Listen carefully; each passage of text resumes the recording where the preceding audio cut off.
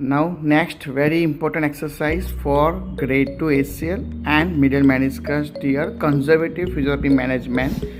આજે આપણે જોવાના છે કે how to make a cross leg sitting. Cross leg sitting કરવા માટે આપણે કેવી રીતે પગને ક્રોસ લેગ કરશું. તો 3 સ્ટેપમાં છે.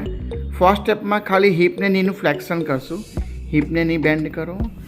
યસ, આ ફર્સ્ટ સ્ટેપમાં આપણે હિપને નીનું બેન્ડિંગ કર્યું.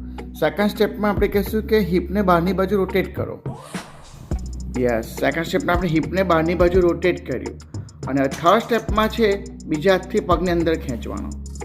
યસ, બીજા હાથથી પગને અંદર ખેંચ્યો અને હવે અનઅફેક્ટેડ લેગ છે એને એની ઉપર ચડાવી દો. Yes, so this is a very important and simple technique of making the cross leg.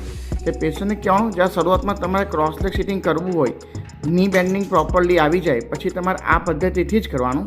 ક્યારે બી પગને અનઅફેક્ટેડ લેગને સીધો કરો, અફેક્ટેડ લેગ સીધો કરો. યસ, હવે અનઅફેક્ટેડ લેગને ઉપર મૂકી દો. હા, હવે ડાયરેક્ટ પલાઠી વાળો જે આપણે નોર્મલ વાળીએ. Yes, so this a way how we make the normal પલાઠી. આવી રીતે પલાઠી નહીં વાળવાની શરૂઆતમાં એસીએલ કે મેનિસ્કસ ટીયર હોય ત્યારે. તો પહેલાં તમારે સ્ટેપ વાઇઝ મારવાની. તો ફરી એકવાર સ્ટેપ જોઈ લઈએ. પહેલાં પગ સીધા. પહેલાં શું કરવાનું? અફેક્ટેડને પહેલાં સીધું બેન્ડ કરવાનું, સ્ટ્રેટ બેન્ડિંગ કરવાનું. સેકન્ડ સ્ટેપમાં હિપમાંથી લેટર રોટેટ કરવાનું અને થર્ડ સ્ટેપમાં પગની અંદર ખેંચવાનું.